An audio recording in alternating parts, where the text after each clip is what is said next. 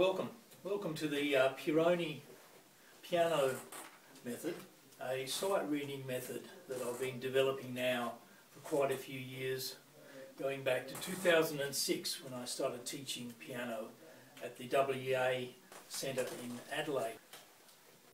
We begin at the introduction.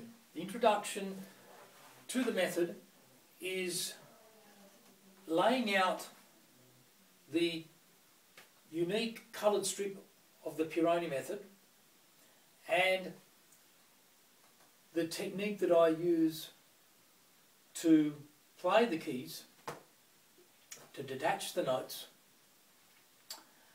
and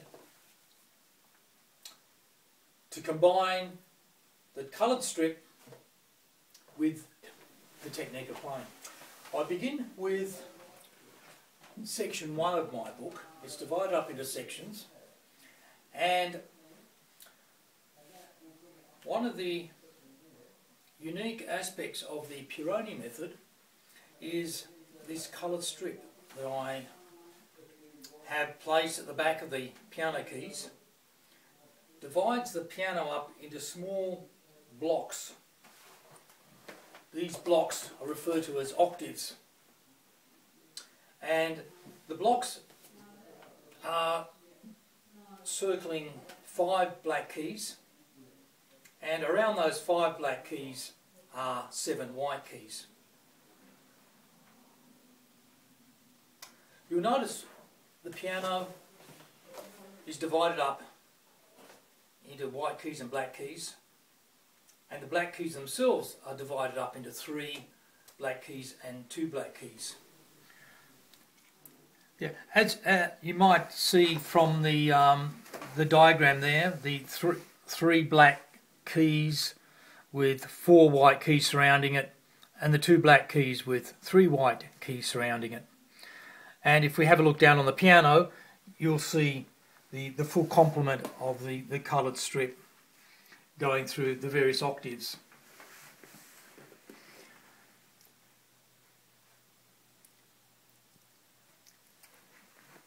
The piano keys are divided up into very low sounds, middle sounds, and very high sounds. We call this the pitch, how high or low the key sounds. So we have very low pitch down here, the middle pitch, and the very, very high pitch, and the extremes at the very high end of the spectrum. You'll notice that my coloured strip, one particular key stands out. The very middle octave, yellowed coloured strip, the white key just near the 2 blacks on the left, referred to as the middle C, divides the piano up into 2 halves. The right side are the higher notes, the higher sounding keys, and we call these the treble notes. The lower side end, the lower notes, we refer to these as the bass notes. We now come to the actual playing of the keys.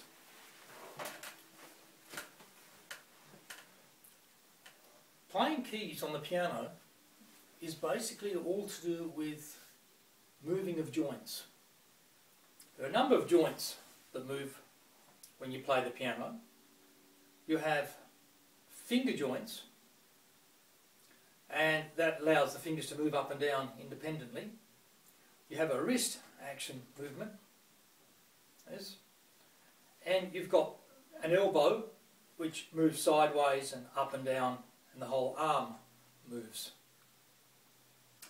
The one that I'm going to concentrate on is the actual wrist.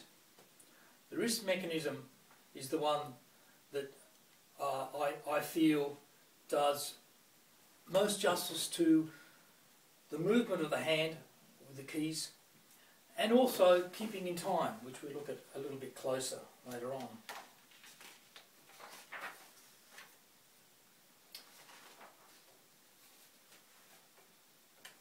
I call this action of moving the wrist up and down a relaxed wrist curve.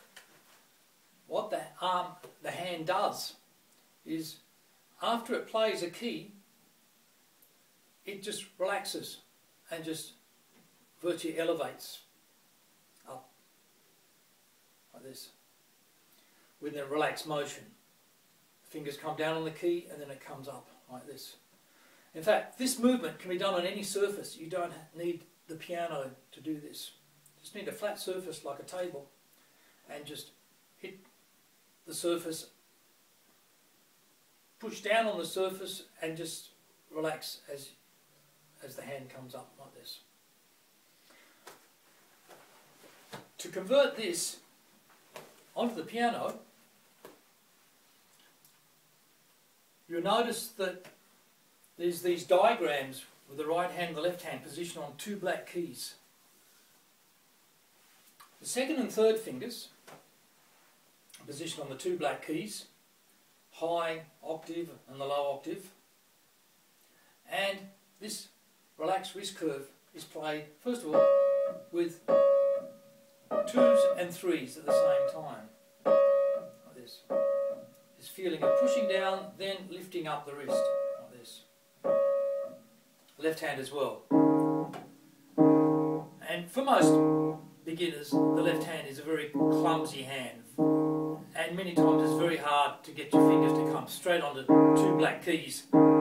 Just quite a narrow point to focus on. So here we have the relaxed wrist curve technique of a surface to start with, flat surface, where the wrist comes up from that surface, comes down on the fingertips, the wrist is bent, and then it relaxes.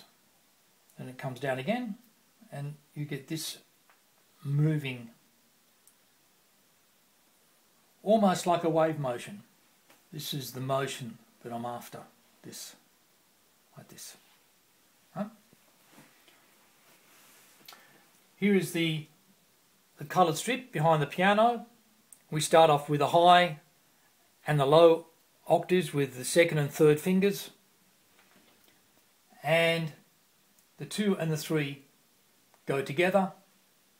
No individual fingers at the moment. The fingers play the keys, and then the hand relaxes and comes off the key like this with the right hand, and the same with the left hand. Play, relax, and it comes off like this. We continue now with the next stage of the relaxed wrist curve, playing the keys, into what's called the wrist bend and the spring action rest. When we talk about a rest in music, we talk about detaching the previous keys. Wrist bending is where the keys are played and the hand goes into wrist bending, like this, up and down motion. The spring action rest is where the last wrist bend has the hand detaching the keys. In other words, it springs off the keys, and we have this springing motion where you have a little bit more pressure placed on the last spring so the hand can lift off, like pouncing, like a pounce.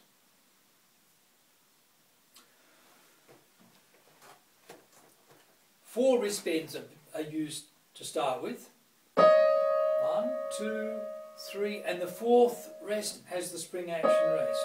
2, 3, 4. Four spring rest. Four wrist bends, and the last one being the spring action rest. Right, here we have the rest sign that indicates the spring action rest. This squiggly sign there is placed at the end of the wrist bending. So we have 4 wrist bends here. The arrows showing you the down up motion of the wrist bend. And then comes the last wrist bend that has the detaching part of it. Right? The rest is actually detaching when the hand comes off. We've just finished learning about a relaxed wrist curve to play the keys, and we learnt how to do wrist bending with a spring action rest at the end of it. And we'll notice that the relaxed wrist curve allows continuous detachment of the keys. So the musical sound has what's called a short duration. Duration meaning how long or short the sound lasts. The wrist bending allows the fingers to stay on the key, control how long the duration is, and then comes a spring action rest to make the detachment. So this is the long duration.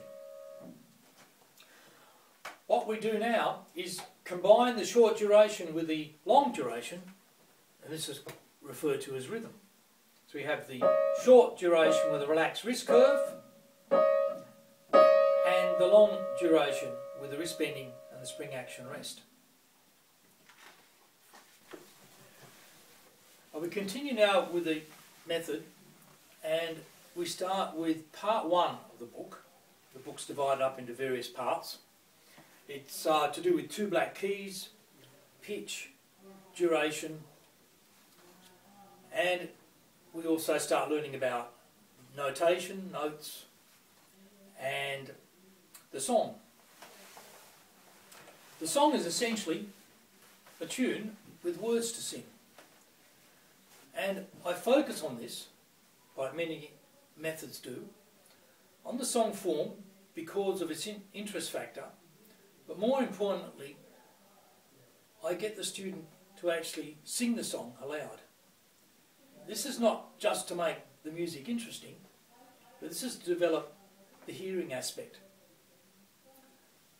To develop a good ear for music, one needs to discriminate the sound. And one way of doing this is to actually sing. And singing focuses the music on pitch, the timing, and it makes sense of something that's very abstract. Each part of the method is divided up into smaller groups called sections. And we start with section 1, dealing with short and long duration that we've been studying in the introduction.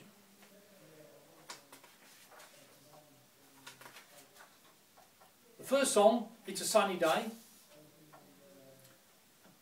is in the same octave as the introduction, the high octave for the right hand, the low octave for the left hand. But this time, the keys are played separately with the second and third fingers, not at the same time. So the second finger is doing the relaxed wrist curve. The third finger is doing the 4 wrist bends and the spring action rest. And the left hand does the same. 4 wrist bends, relax. 4 wrist bends and detached. So here we have It's a Sunny Day.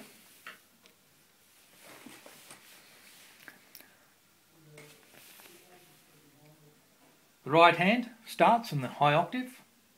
It's a sunny day. Can I go and play? Then the left hand plays.